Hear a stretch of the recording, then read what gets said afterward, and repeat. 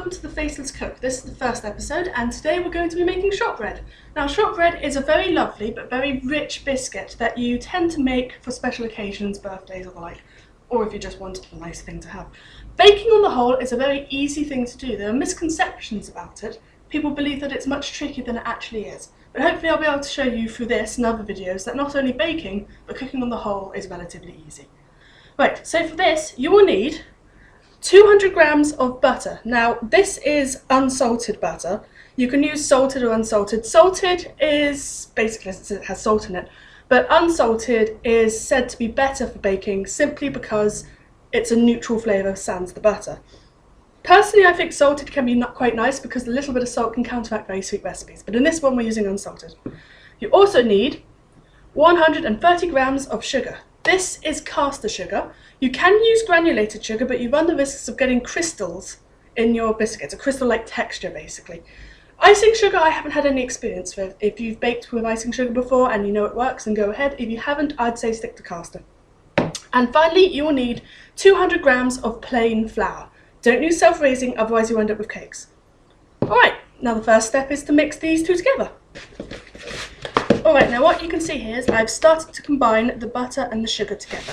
This is a process called creaming because the texture that you come up with at the end, as well as the colour, is like whipped cream. It's not quite as loose, however, so basically it's just mixing butter and sugar.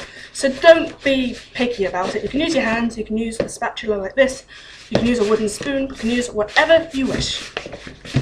And there it is, creamed together. Now the next stage is very simple again. You just take a sieve and your flour and you sieve it in.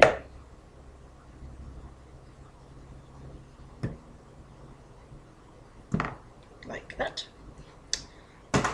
Then you carefully mix it around, planning not to over mix it. You don't want to overwork the flour because otherwise the glutens activate. And you know how pizza dough and things like that are very stretchy and how pastries tend to be quite crumbly? That's purely about how the glutens are activated. In a pizza dough, or indeed most breads, you want to stretch the glutens because you want it to be a stretchy base and you want it to have a different texture from pastries, which you want to keep as crispy as possible, to be honest. So we'll just mix this around, moving the flour as little as possible until it's all incorporated. And if it doesn't come together, you can use a little drop of cold water. As you can see, that has come together into a very loose dough. Now again, if yours hasn't come together like this, just add a little drop of water, a very small drop of water. You want this to be as dry as possible. So, now that you have your mixture like this, you want to make it into a ball. And with classic shortbread recipes, this is the time when you chill it. Now if you're going to chill this, you need to chill it for an hour or an hour and a half. It's basically so the butter sets so that it's easier to roll. However, it's not necessary, it's simply an optional step. So, what do you do once you have this? Well, you roll it out. Okay, so you floured your side, this is to prevent it from sticking, and you rub a little bit of flour onto it. Not much, you don't want to add more flour to the mixture, you just want to make it so, again, it doesn't stick. Move that around like that, place it in the middle. Now you get a rolling pin, and you slowly press down on the centre. Bearing in mind it will crumble, or you can use your hand. It will do these cracks. It's because of the nature of the mixture, there's nothing you can do about it. And then when you have it flat enough that you feel confident to start rolling, gently roll it out.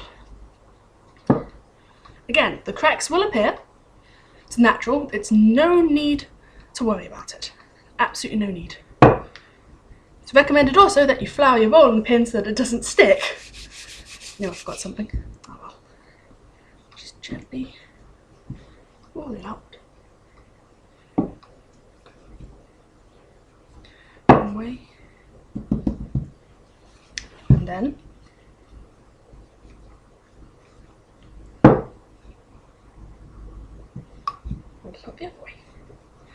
Now depending on the thickness that you want, just roll it to what you wish. I'm just rolling it out to see how far I can get it. It looks like it's going to be ½ centimetre thick though. Now to cut this, you can cut it with whatever you wish. You can use fancy cutters. I personally just like using a knife. So you take your plain knife and you just score down like so, and then you score down again. You keep on going until you have as many biscuits as you want.